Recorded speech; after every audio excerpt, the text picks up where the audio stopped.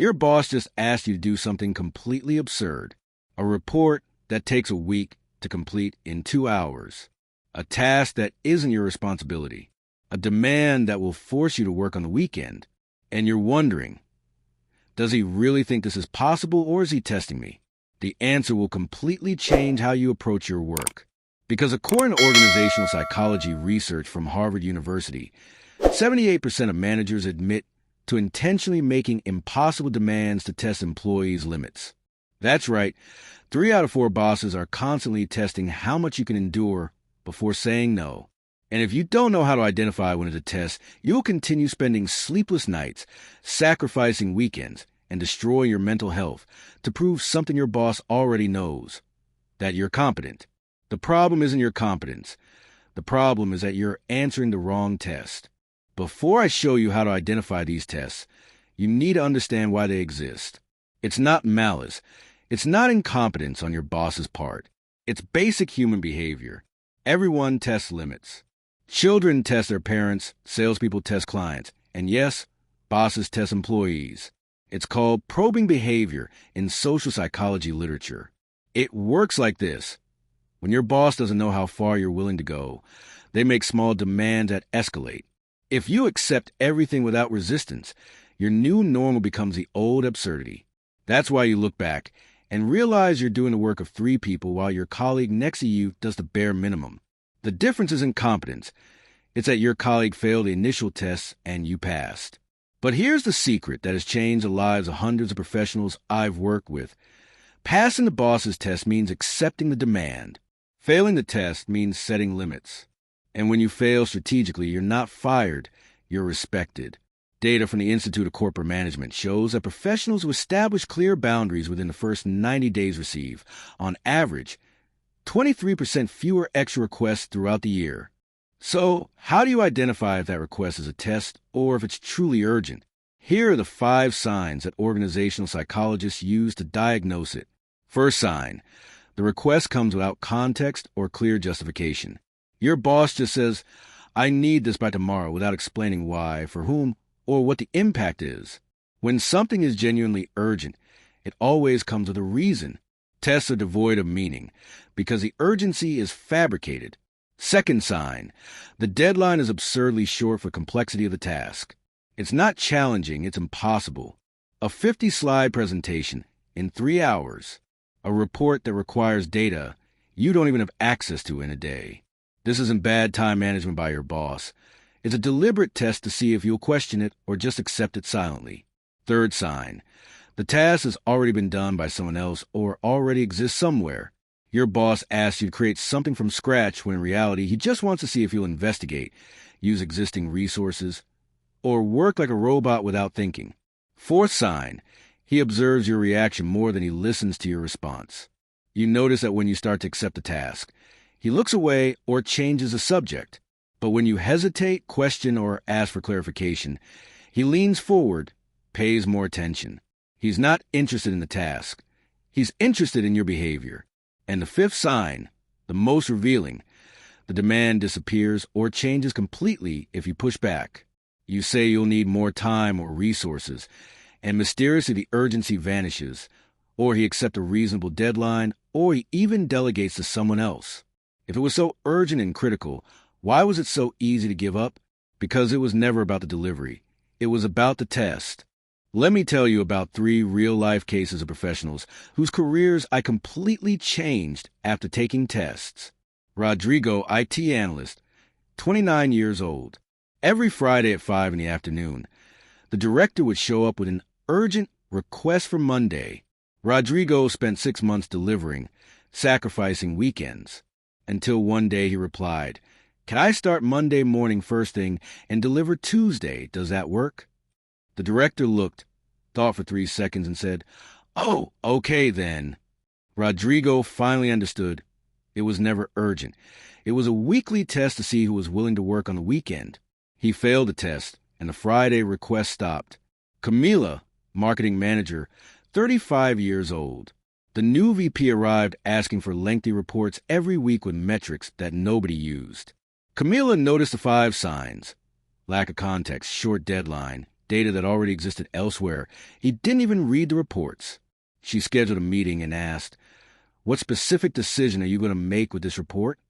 Silence. The VP admitted he wanted an overview. Camila proposed an automated dashboard that took 10 minutes to update instead of 6 hours of manual reporting. He accepted immediately. It was a test to see if she would question or blindly obey. And Bruno, a 31-year-old corporate lawyer, his partner asked him to review contracts at 11 p.m. urgently for the next morning. After 3 months of this pattern, Bruno replied once, "This contract has clauses that require careful attention. I can deliver it by noon tomorrow with quality, or early morning with a risk of error. Which do you prefer?" The partner chose noon, and furthermore, she stopped sending things at night. Why? Because Bruno showed that he understood his work and had professional standards. The test was, will he prioritize speed or quality? The right answer is always quality with realistic deadline. Now for the part you've been waiting for. How to fail a test without seeming incompetent, lazy, or getting fired. There are 3 techniques that work in 95% of situations. Technique 1, the contextual question. When you receive a request that you suspect is a test, never start with "I can't" or "it's impossible." Start with a strategic question. To do this in the best way, what is the end goal? Or who will use this and for what decision? This question does 2 things. It reveals if it's a test because your boss will stammer or give a vague answer, and it shows that you are thinking strategically, not just obeying. If it is a test, 60% of the time the request changes right there. Technique 2, the exchange proposal. Never just say no. Always offer an alternative. I can deliver this with quality in 5 days, or a simplified version in 2. Which one works best? You are showing 3 things.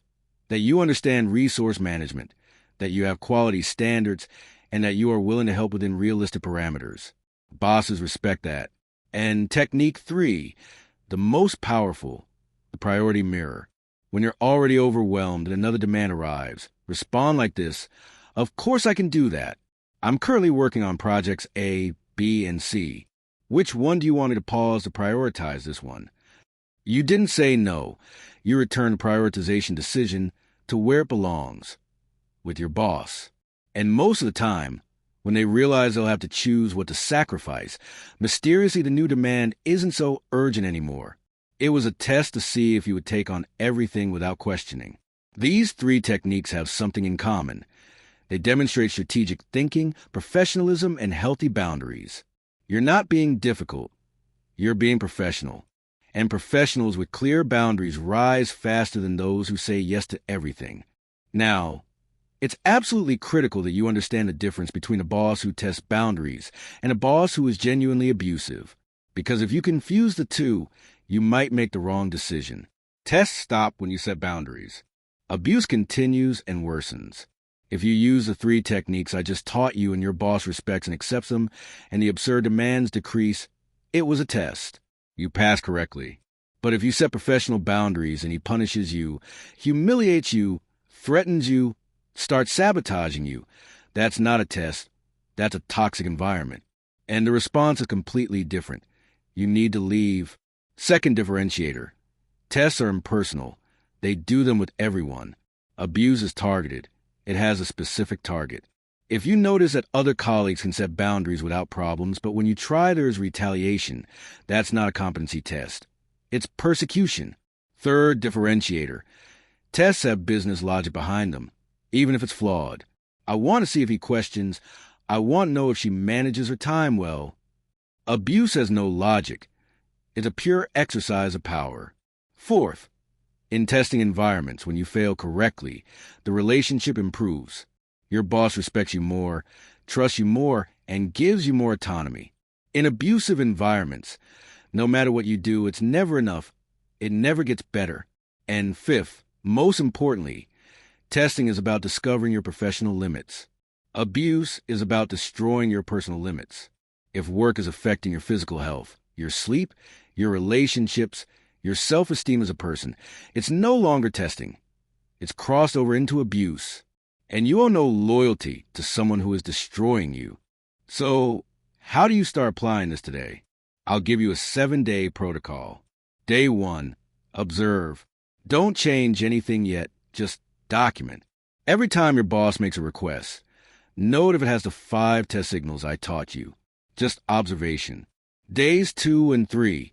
Start with the gentlest technique, the context question. Choose a small request and test the waters. To do this in the best way, what is the objective? See the reaction. Days 4 and 5. Use the exchange proposal on a medium-sized request. I can do X or Y, which works better? You are calibrating how far you can push. Day 6. Now comes the priority mirror technique on a large request. I can do it, but I will need to pause Project A. Does this work? This is the most assertive. Day 7. Evaluate the results. If your boss responded well, respected your request, and the absurd request decreased, you identified tests and correctly rejected them.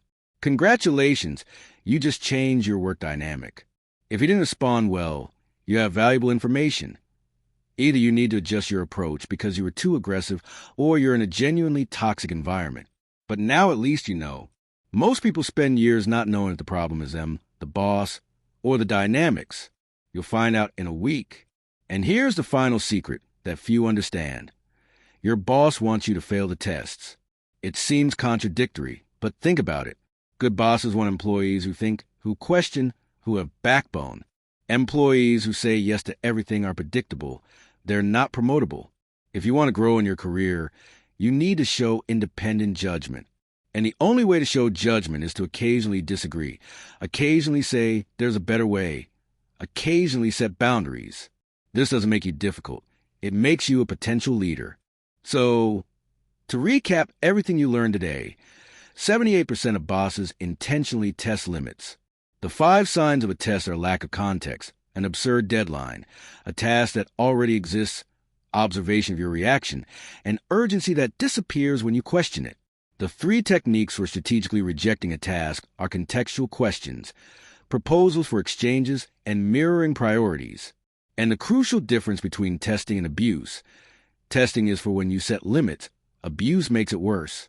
If you've identified that you're being tested and not abused, you just gain control over your professional life. Implement the 7-day protocol I gave you. Document the results. And here's my challenge for you. The next time you receive an absurd demand, choose one of the 3 techniques and use it. It doesn't have to be perfect. It doesn't have to be aggressive. It just has to be different from what you've always done. And come back here in the comments and tell me what happened. Right? I tested it and it worked, if it worked, or I need help if you had difficulty, and I'll answer everyone. If this video changed your perspective on how your boss treats you, give it a like. If you know someone who is being tested without knowing it, share this video. And subscribe to the channel because every week I bring you psychology applied to the real world of work. Remember, you don't have to accept everything to be a good professional. You need discernment. And discernment comes from knowing how to identify when you're being tested. Now you know. Use this to your advantage.